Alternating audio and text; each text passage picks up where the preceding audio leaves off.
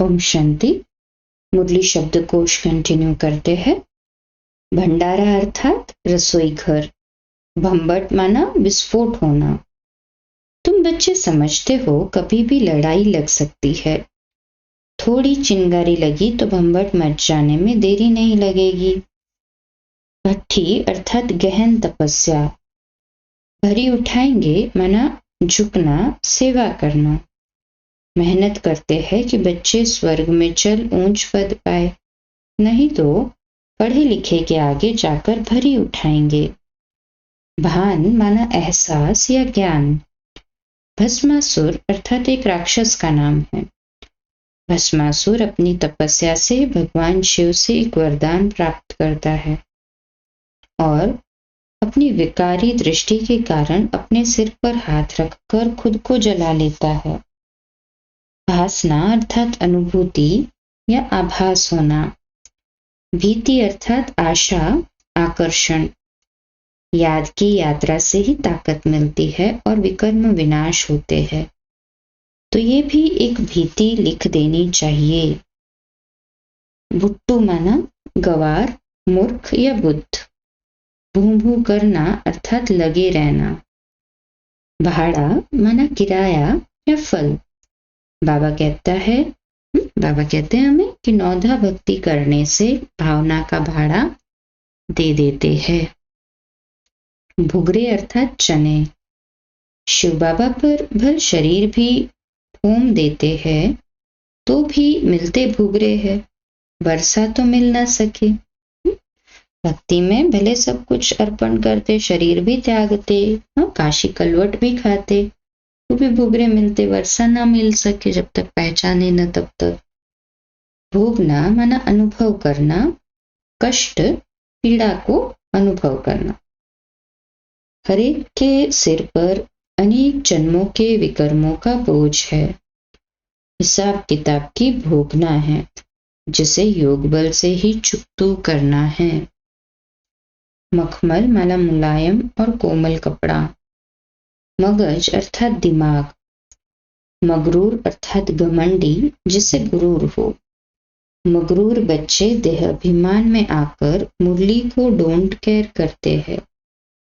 कहावत है ना, चूहे को मिले हल्दी की गांठ, समझा मैं पंसारी हूं। मणका अर्थात माला का दाना। कई बच्चे लिखते हैं कि बाबा हम आपकी माला का मणका जरूर बनेंगे। मदार अर्थात आदर।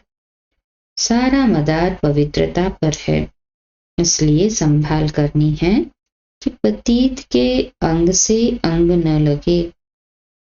मदोगरी माना आमदनी। जिज्ञासु और ज्यादा बढ़ेंगे, इसकी चिंता नहीं करो।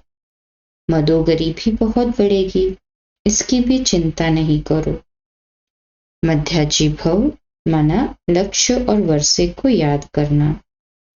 मनोमय माना मन से गढ़ा हुआ अद्भुत।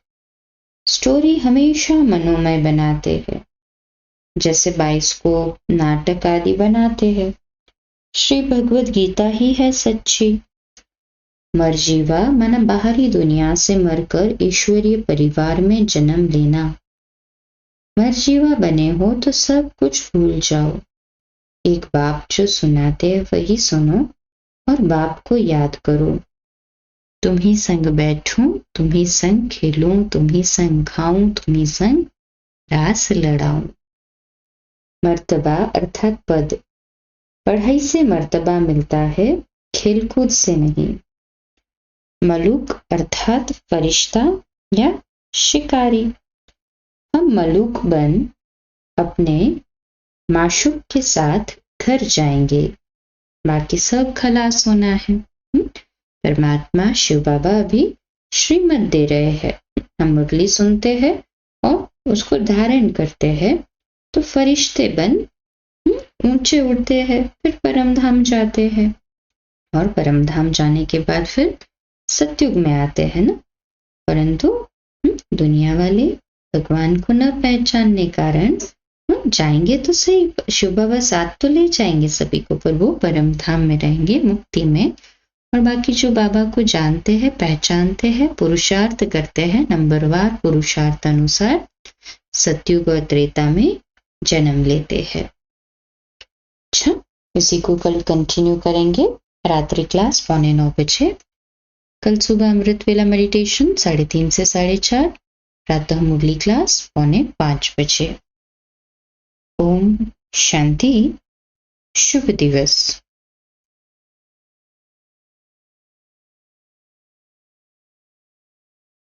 शुभ रात्रि। ओम शांति।